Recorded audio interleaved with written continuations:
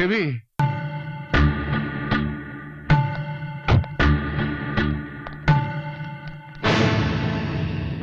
രാവിലെ ഞാൻ അച്ഛനെ പോയി കണ്ടിരുന്നു.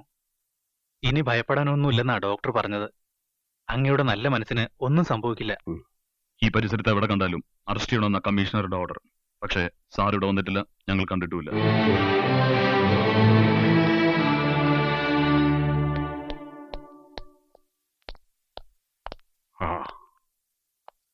മറ്റുള്ളവരെ കൂടി കൊല്ലിക്കാൻ ഇറങ്ങിയതാണോ നീ? എന്താ ഹരിയേട്ടന് ജീവനിൽ അത്ര കൊതിയാണോ? എടാ, പെണ്ണും പെടക്കോഴി ഇല്ലാത്ത നിനക്ക് മേലുകീഴ് നോക്കാതെ കളിക്കാമല്ലോ. എടാ, എന്റെ ഭാര്യ നിന്റെ ഏട്ടത്തി 2 മാസം ഗർഭിണിയാണ്. അവരെ നീ അനാഥമാക്കരുത്. എന്നെ മാറ്റി നിർത്തിയേ ഹരിയേട്ടൻ എന്നും ചിന്തിച്ചിട്ടുള്ളൂ. ജീവിച്ചിരിക്കുന്നവർക്കോ ജനിക്കാനിരിക്കുന്നവർക്കോ ഞാനൊരിക്കലും ഒരു ബാധ്യതയാവില്ല. എന്റെ വഴിയും കാലവും ഞാൻ എന്നെ നിർണയിച്ചു കഴിഞ്ഞു. ചിതയ്ക്ക് തീ കൊളുത്താൻ, ആത്മാവിന് പുണ്യം കിട്ടാൻ എന്നും അച്ഛന്റെ അരികിൽ ഹരിയേട്ടനുണ്ടാവണം. എന്നെ ചൊല്ലി കുടുംബത്തെ നകന്നു പോകരുത്. മാഡം, എന്താ ഇത്? Leave letter. വീട്ടിൽ എന്തെങ്കിലും? ഒരു മേലുദ്യോഗസ്ഥ എന്നതിൽ കവിഞ്ഞ അടുപ്പമൊന്നും നമ്മുടെ ഇടയിൽ ആവശ്യമില്ല. എന്റെ പേഴ്സണൽ കാര്യങ്ങൾ ഇന്റർഫെയർ ചെയ്യരുത്, പ്ലീസ്. ഇതെന്താ ഹരിയേട്ടാ ഒരു അന്യനെ പോലെ സംസാരിക്കുന്നത്? ഇങ്ങനെ ഒരു അവസരത്തിൽ ശക്തനായി കൂടെ നിന്ന് കുടുംബത്തെ സഹായിക്കുകയല്ലേ വേണ്ടത്? ഇത്രയും കാലം ക്രിമിനൽസ് തെരുവിലാണ് ജീവിക്കുന്നതെന്നാണ് ഞാൻ വിചാരിച്ചത്. പക്ഷേ അവനെ സഹായിക്കുന്ന മറ്റൊരു ക്രിമിനൽ ഈ കോട്ടയ്ക്കകത്ത് തന്നെ ഉണ്ട് എന്നുള്ളത് മനസ്സിലാക്കാൻ ഞാൻ വൈകിപ്പോയി.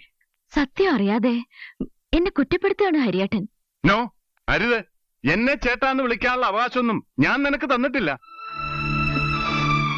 ഇനിയെല്ലാം നിങ്ങളുടെ ഇഷ്ടം. ഞാൻ ഇറങ്ങുന്നു. ഒരു മടക്കം. അതിനെക്കുറിച്ച് എനിക്ക് ഒരുപാട് ആലോചിക്കേണ്ടിയിരിക്കുന്നു. താൻ അവരെ തട്ടിക്കൊണ്ടുപോയി എന്ന് ഞാൻ പറയുന്നില്ല. പക്ഷേ തട്ടിക്കൊണ്ടുപോകാൻ താൻ അവരെ സഹായിച്ചു എന്ന് ഞാൻ പറയും. ഈ അവരാരാണ് sir? I am not getting you. Okay I will explain to you. Mrs Martin നോർമലായാൽ രവിക്കെതിരെ മൊഴി കൊടുക്കും. അത് ഒഴിവാക്കേണ്ടതിപ്പോ തന്റെയും ആവശ്യമാണല്ലോ. What you mean sir? അയാളുടെ പെങ്ങളെ വിവാഹം കഴിക്കാൻ പോകുന്ന ആളല്ലേ താൻ? എന്താ ഞെട്ടിപ്പോയാ താൻ?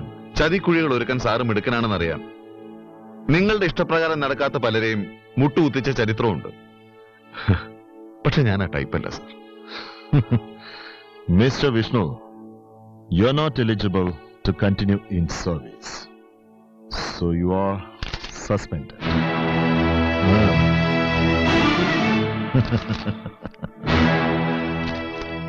എന്നെ കുറിച്ചുള്ള റിപ്പോർട്ടിൽ കറപ്റ്റഡ് എന്നോ ഇനെഫിഷ്യന്റ് എന്നോ എഴുതാനുള്ള സാറിന്റെ ഇഷ്ടവും ഇഷ്ടക്കേടും ആരുടെയൊക്കെയോ കയ്യിൽ നിന്ന് നിങ്ങൾക്ക് ലഭിക്കുന്ന കിഴിയുടെ ഖനം പോലെയാണെന്നറിയാം. കള്ളക്കടത്തുകാരുടെയും പെൺവാണിഭക്കാരുടെയും ലിസ്റ്റ് തയ്യാറാക്കി അവരുടെ കച്ചവടത്തിനനുസരിച്ച് വീതം പറഞ്ഞുറപ്പിക്കുകയും ബിസിനസ് പരമാവധി വളർത്താൻ അവരെ സഹായിക്കുകയും ചെയ്യുന്ന നിങ്ങൾ, സംരക്ഷിക്കാനും സംഹരിക്കാനും അധികാരമുള്ള നിങ്ങൾ, എന്നെപ്പോലുള്ള കീഴുദ്യോഗസ്ഥന്മാരെ നിങ്ങളുടെ പിണിയാളുകളുടെ സ്പിരിറ്റ് ലോറിക്ക് പൈലറ്റായിട്ട് അയക്കുകയോ സ്വന്തം കാമുകിമാർ നടത്തുന്ന നക്ഷത്ര വേശ്യാലയങ്ങൾക്ക് കാവൽക്കാരായിട്ട് നിർത്തുകയോ ചെയ്താൽ അതിൽ അത്ഭുതമില്ല സാർ. ഡിപ്പാർട്ട്മെന്റിന് തന്നെ നാണക്കേടുണ്ടാക്കുന്ന നിങ്ങളെപ്പോലുള്ള സീനിയർ ഓഫീസേഴ്സിനെ സെല്യൂട്ട് ചെയ്യേണ്ടി വരുന്ന ഗതികേടോർത്ത് ഞാൻ ലജ്ജിക്കുന്നു സാർ. കയ്യൊങ്ങുന്നോടാ. അടിച്ച് നിന്റെ 32 കൊല്ലം പോലീസിലാക്കിയിട്ട് കൊടുക്കും ചേണ്ടി.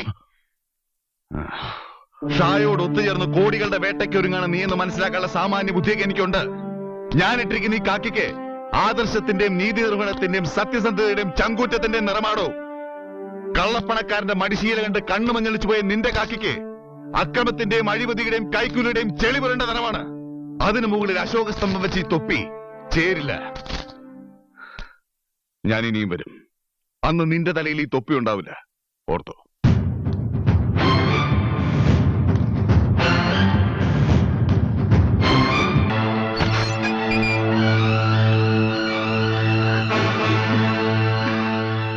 പ്രശ്നം?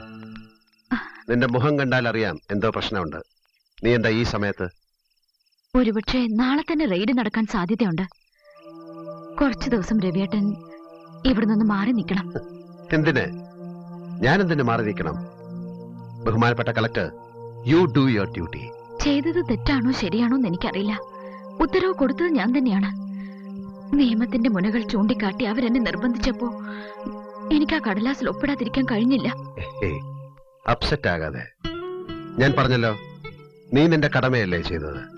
മിസ്സിസ് മാർട്ടിന് വേണ്ടിയാണ് ഈ റെയ്ഡെങ്കിൽ അവരെവിടെ ഉണ്ടെന്ന് എനിക്കറിയാം. പോലീസ് ഈ തെരുവിലെത്തുന്നതിന് മുൻപ് എനിക്ക് അവരെ ഹാജരാക്കാൻ കഴിയും. ഇനി നീ ഇവിടെ നിൽക്കുന്നത് നല്ലതല്ല. പൊയ്ക്കോളൂ.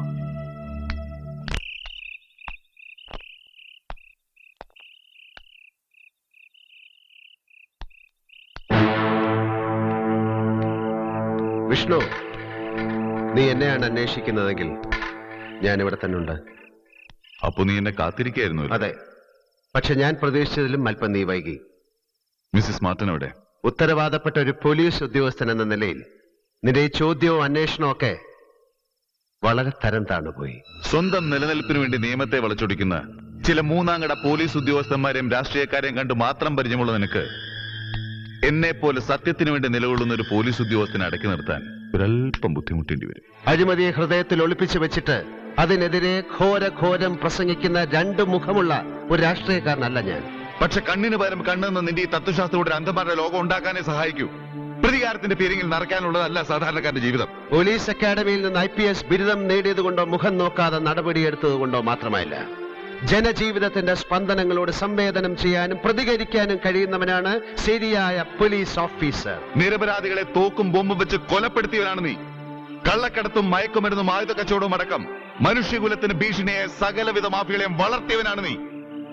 എന്റെ ജീവനോടും മുമ്പ് നിനക്ക് തന്നു തീർക്കാനായ ഓരോ കണക്കുകളും എന്റെ പകയുടെ പുസ്തകത്തിൽ കുറിച്ചിട്ടിരിക്കുന്നവനാണ് ഞാൻ. നീ പറഞ്ഞതാണ് ശരി.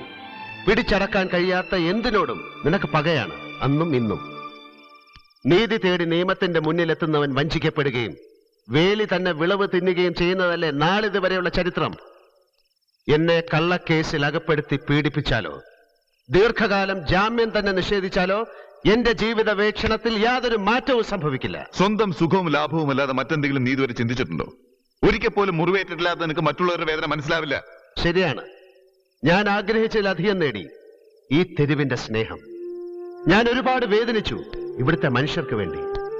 ഓരോരുത്തരെയായി ഈ തെരുവിന് നഷ്ടപ്പെട്ടപ്പോൾ അതിന് കാരണക്കാരനായ ഗുലാബ് ചന്ദ് ഷായോടുള്ള ഇന്നും അവസാനിച്ചിട്ടില്ലാത്ത സമരത്തിന്റെ വിത്തുകൾ എന്റെ മനസ്സിൽ വീണ് വളരുകയായിരുന്നു.